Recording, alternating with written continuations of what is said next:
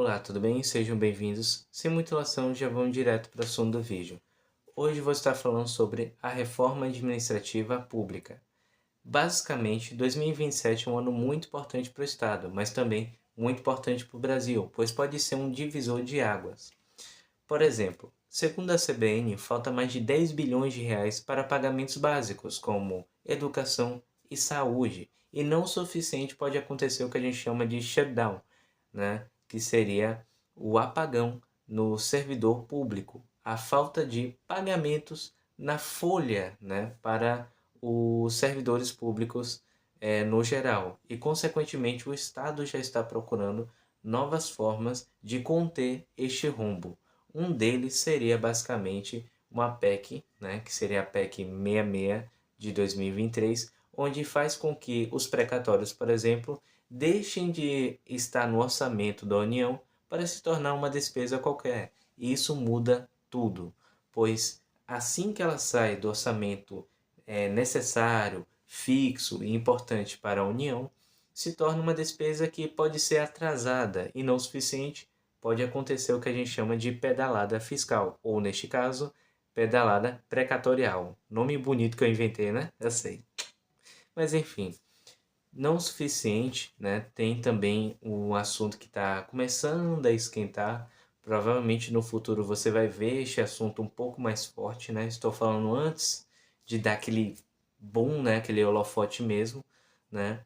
Que é o caso da PEC 32, que ela fala o seguinte: vai existir dois tipos de servidor público.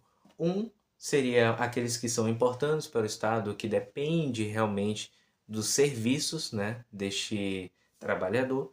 E tem, no caso, o servidor que, bom, não é tão importante assim. E este, no caso, seria classificado como uma espécie de estagiário com duração de no máximo 10 anos, né?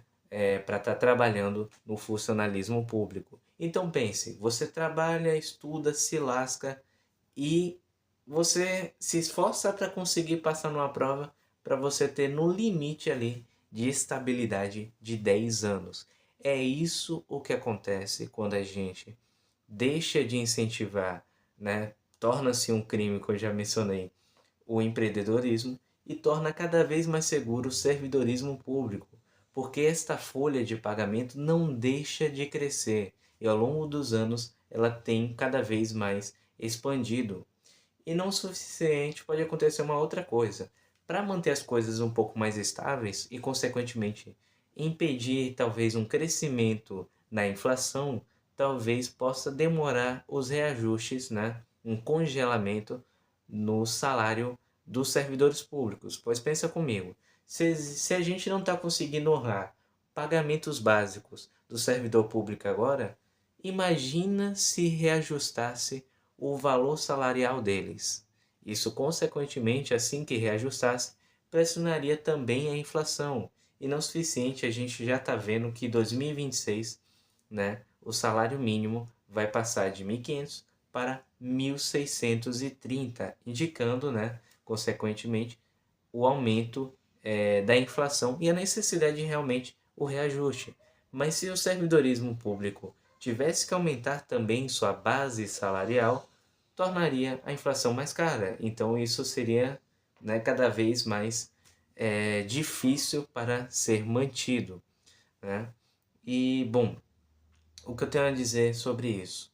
Não acho ruim a questão do servidor público, né? Eu até entendo que o Estado, por si só, criou essa maluquice toda, né? Quando a gente deixa de incentivar, tornar um crime, né? Empreender, atrapalha a questão de estabilidade que a gente tem, cria ser uma cultura muito complicada, uma cultura muito do comodismo, né? Porque a gente deixa de estudar para criar sistemas mais avançados, tecnologias, empreendimentos, deixamos de gerar empregos para a gente ficar na estabilidade do servidorismo público. E isso se torna cada vez mais complicado, porque assim que a gente ingessa setores produtivos, a gente dá um tiro no pé e a gente está vendo essa conta ficar cada vez mais cara. Porque pensa comigo, quantas pessoas você ouve aí falam o seguinte: vou trabalhar, vou estudar, vou fazer uma prova e vou ficar de servidor público por aí. Então a gente está vendo essa conta ficar muito pesada. Outro detalhe também, tem mais de 12 estados que tem mais gente que depende de algum serviço público para poder se manter do que gente de carteira assinada. São 94 milhões de pessoas que dependem de algum serviço para poder se manter.